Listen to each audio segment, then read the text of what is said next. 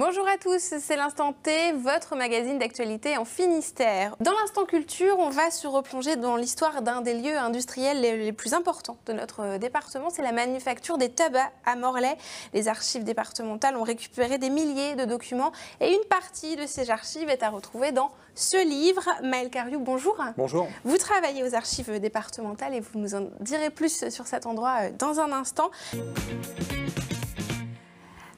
Alors Maël Cariou, les archives départementales publient ce livre, La manufacture de Morlaix, une visite de 200 ans en archives. Pour tous ceux qui ne connaîtraient pas cet endroit, est-ce que vous pouvez nous rappeler ce qu'est la manufacture des tabacs de Morlaix ?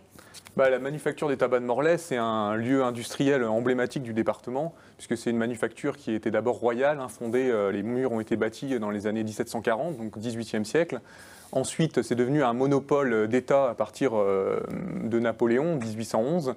Et donc, c'est un lieu comme ça qui a vu passer toute une mémoire ouvrière, tout un travail qui s'est étalé dans le temps avec la fabrication des cigares, de la poudre à priser, du tabac à mâcher, finalement du XVIIIe siècle jusqu'à sa fermeture en 2004. C'est sa fermeture il y a 15 ans, le site a fermé. Fin novembre, on apprenait aussi que CEITA, qui gérait donc la manufacture de Morlaix, allait fermer la dernière manufacture de tabac en France, à Riom, dans le Puy-de-Dôme. C'est donc une véritable page qui se tourne. Ça donne encore plus de valeur aux documents que vous avez exploités pour ce livre. On imagine cette histoire qui se termine. L'histoire de la manufacture, elle continue. C'est d'une transition. Maintenant, les services de Morlaix Communauté transforment progressivement le lieu. Ça va devenir un espace culturel. C'est déjà un espace tertiaire, économique. Donc, dans ce moment de transition où beaucoup des salles sont vides, le fond des archives, qui est un fond très important, 700 mètres linéaires, nous permet comme ça de continuer le dialogue en fait, entre le bâti et puis les écrits qui permettent de le comprendre, de revivre cette histoire industrielle, ces techniques, puisque la manufacture des tabacs de Morlaix, par exemple, est la seule en France qui a encore aujourd'hui des moulins à râper en fonte qui sont encore en place. Et donc, c'est quelque chose de magnifique et qu'il faut continuer à valoriser. Alors justement, pour ce livre, vous êtes appuyé sur un fonds d'archives assez important. D'où viennent ces documents, justement? C'était l'industrie qui les avait gardés, l'entreprise? Tout à fait. L'entreprise, en fait, produit des archives pendant toute son histoire. Le premier document que l'on a dans le fonds, c'est l'installation du conseil d'administration en 1811. Et puis, jusque dans les années 2000, le fonctionnement de l'administration produit des archives. Et ces archives, vu qu'il y avait de la place à Morlaix, il y avait une salle d'archives assez importantes, ont été conservées. Elles sont parties à un moment à Fleury-les-Aubrais chez Altadis, puis vu que c'est des archives d'État, le conseil départemental les a revendiquées. Elles sont revenues aux archives donc en 2006, ce qui nous a permis de commencer à classer le fonds et d'extraire les documents que nous présentons dans cet ouvrage. Est-ce qu'il y a des archives qui vous ont surpris parce qu'ils racontent? Il y a des choses assez étonnantes. Déjà, dans un fonds d'archives d'une manufacture des tabacs, vous trouvez aussi alors, je vais être un peu étonnant, je ne vais pas parler d'écrits, mais c'est des pièces.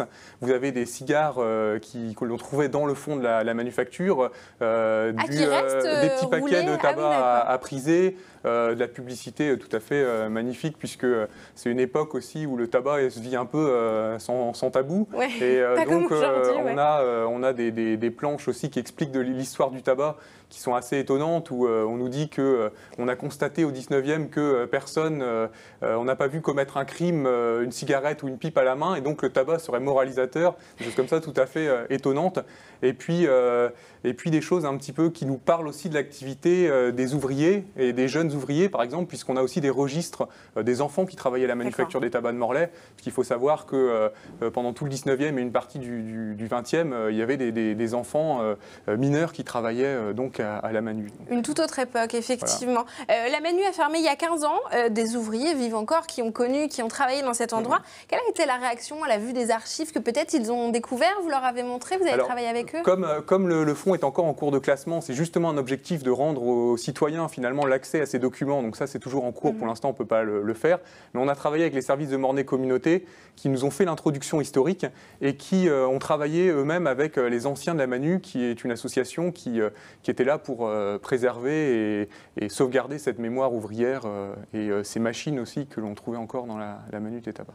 Mais merci beaucoup Maëlle Cariou en tout cas d'être venu nous parler de ce livre, je le rappelle, La manufacture de Morlaix, une visite de 200 ans en archives aux éditions Locus Solus. Voilà pour tout apprendre sur ce lieu industriel du Finistère. Et le livre sort le 9 décembre en librairie. C'est ça, exactement. Merci à tous les deux d'être venus sur ce plateau. Merci à vous de nous avoir suivis.